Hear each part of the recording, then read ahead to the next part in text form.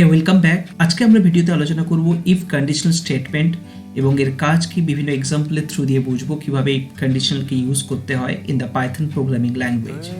But before we go there, আমরা প্রথমে conditional statement সংক্রান্ত কিছু ইনফরমেশনকে একটু দেখে নিই। ইফ কন্ডিশনাল স্টেটমেন্টের কিছু ডেফিনেশন রয়েছে। If condition is a Boolean expression which is evaluated when the statement is executed. So basically if কন্ডিশনের আন্ডারে এখানে দেখতেই পাচ্ছ ইফ তার ভেতরে কন্ডিশন রয়েছে, হোয়াইট পোর্শনে যেটা রয়েছে এখানে আমরা কন্ডিশন দেব, কন্ডিশনের পর একটা কোলন দেব, অ্যান্ড দ্যাট ইজ ইম্পর্টেন্ট। আমরা যখন প্রোগ্রাম করব তখন আমি এটাকে আরো ডিসকাস করব। তার আন্ডারে কিছু sequence of statement to be executed, অর্থাৎ কিছু স্টেটমেন্ট সিঙ্গল স্টেটমেন্ট হতে পারে, ওয়ান লাইন স্টেটমেন্ট হতে পারে, মাল্টিপল লাইন স্টেটমেন্ট হতে পারে, এর কোনো রেস্ট্রিকশন নেই। যখনই এই কন্ডিশনটা ট্রু হবে, that means if this condition evaluates true, এই কন্ডিশনটা যদি ট্রু হয় then the sequence of statement is executed. So এই স্টেটমেন্টটা এক্সিকিউটেড হবে। or else that means যদি কন্ডিশনটা ফলস হয় তাহলে কিন্তু এই স্টেটমেন্ট আর সিকোয়েন্স অফ স্টেটমেন্ট কিন্তু এক্সিকিউটেড হবে না, বেসিক্যালি এটাকে ইগনোর করবে। সো লেটস সি কিভাবে কাজ করে। Let's go to Python. A program you need to write a person is eligible for vote or not. Condition কি? Age must be greater than 18। Name বলে একটা ভেরিয়েবল নিলাম, and then I have written input inverted comma hey,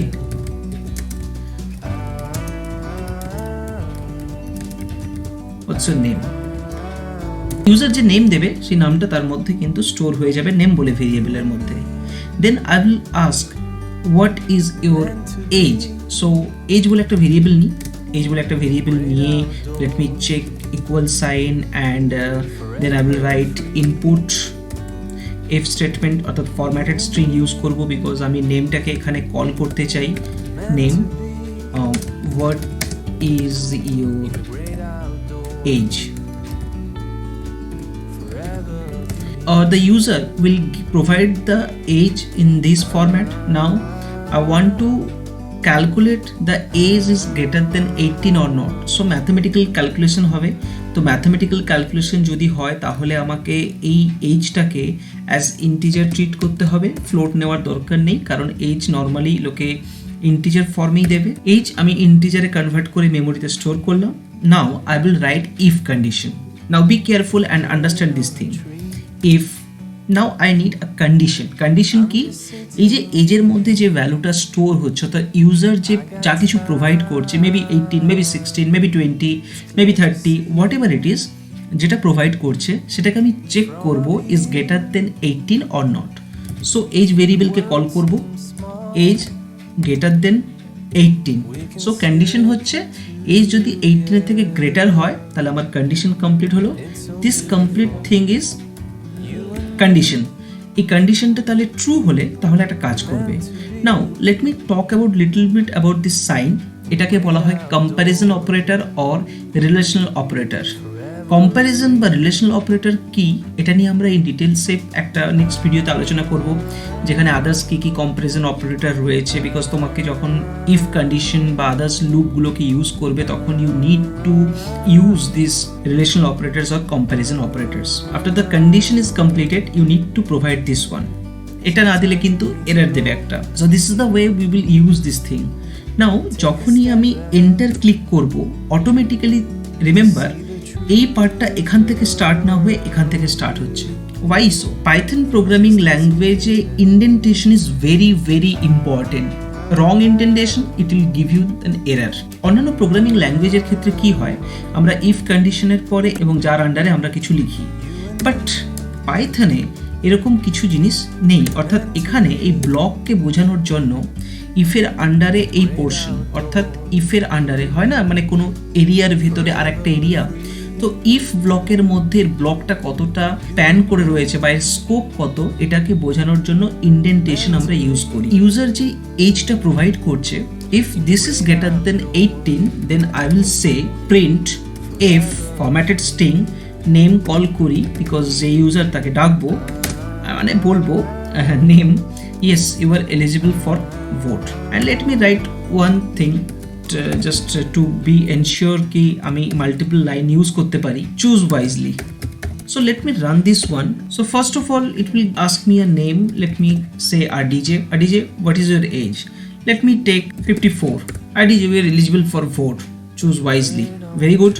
Okay, what if I give below 18? Okay, let me give name again. What is your age? It's 15. If I say, it will not display anything. After that it will not display anything. Why so?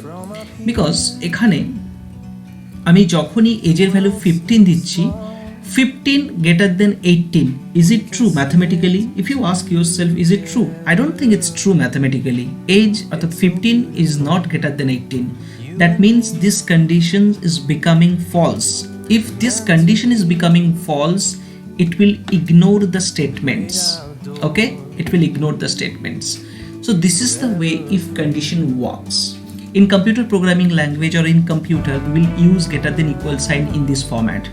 Now if you run this and if you provide 18, it will give you the result, RDJ you are eligible for vote. Last execution এ 18 দেওয়ার জন্য আমাকে কিন্তু response করেনি, but this time 18 এ কিন্তু আমাকে response করেছে just because of this condition. এই relational অপারেটরকে তুমি যেভাবে ইচ্ছে ইউজ করতে পারো।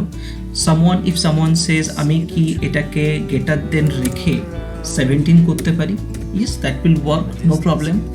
বাট আমি যেটা বোঝাতে চাইলাম সেখানে multiple relational operator depending on the situation আমরা ইউজ করতে পারি। এজ যদি গ্রেটার দেন 18 হয় বা ইকুয়াল 18 হয়, obviously it will display the message right you are eligible for vote, choose wisely. But what if the age is not 18? That means condition যদি এখানে true না হয়, ফলস হয়, তাহলে কি হবে? How to deal with that? That is called if-else conditional statement. If the condition evaluates true, then the sequence of statement is executed just like that. আমরা এখনো পর্যন্ত এইটুকু করেছি। এই condition evaluates false, যখন এই কন্ডিশনটা ফলস হবে তখন কি হবে? তখন else পার্ট বলে যদি আরেকটা পার্ট দিই, তার মানে কন্ডিশন ফলস হলে এই লাইনটাকে এক্সিকিউট করবে। এখানে if এর আন্ডারে কন্ডিশন রেখেছি, কন্ডিশন যদি ট্রু হয় তাহলে এই পার্টে ঢুকবে, অর্থাৎ ফলোয়িং পার্টে, দ্যাট মিনস দিস পার্ট, এই পার্টটাকে এক্সিকিউট করবে। যদি এই কন্ডিশনটা ফলস হয়, অবভিয়াসলি এই লাইনটাকে ফলো আপ করবে না, তার জায়গায় এই পার্টটাকে অর্থাৎ এলসের পার্টে যা আছে সেটাকে ফলো আপ করবে in such a way. Condition true হলে এদিকে, ফলস হলে ওদিকে। After that it will communicate with each other. Let's see the program how it works. Now else part যদি এটা ফলস হয় তাহলে কিভাবে আমরা এলস পার্টকে ইউজ করব? হিট দ্য এন্টার, অটোমেটিক্যালি এখানে আসবে, বাট আমরা এখানে এলস লিখবো না, আমরা ইফের ঠিক নিচে যেখানে সেখানে এলস লিখবো। Again indentation is very important. Else এর পরে একটা colon, you are not eligible for vote.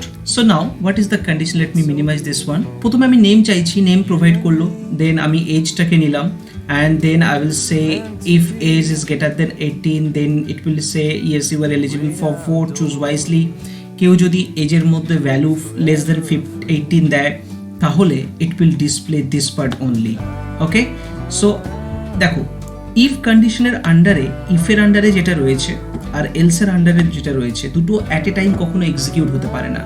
Condition true হলে, কন্ডিশন যাই হোক না কেন, কন্ডিশন ট্রু হলে এই পার্টটা ক্যালকুলেট হবে, কন্ডিশন ফলস হলে এই পার্টটা ক্যালকুলেট হবে। নাও if I right name, okay, and what's your age? If I write 19, it will display RDJ you are eligible for vote, choose wisely. Very good. And if I run it again, now this time let me give me the name and then let me provide my age 15. Now this time it will say RDJ you are not eligible for vote, stay at home. This is the way actually if condition কাজ করে। এবং তোমাদের মনে রাখতে হবে if কন্ডিশনের প্রচুর use আছে। If you have the proper understanding of if else condition and if oriented আর যা যা আছে, তাহলে you can make large program. First of all you need to have the proper understanding কিভাবে আমরা এটাকে ইউজ করবো। নাও আমি কন্ডিশনটা দিচ্ছি এজ যদি 18 থেকে স্মল হয়, then I will say you are eligible for vote. প্রোগ্রামটার পয়েন্ট অফ ভিউ থেকে না, আমি কন্ডিশনের পয়েন্ট অফ ভিউ থেকে যদি ভাবি, আমি বলছি আমার এজ যদি 18 থেকে কম হয়, then I will say you are eligible for vote. That means 18 থেকে যদি বেশি হয় তাহলে আমাকে ভোট দিতে পারবো না, বিকজ কন্ডিশন হচ্ছে এই স্টেটমেন্টকে এক্সিকিউট করার কন্ডিশন কি, লেস দেন 18।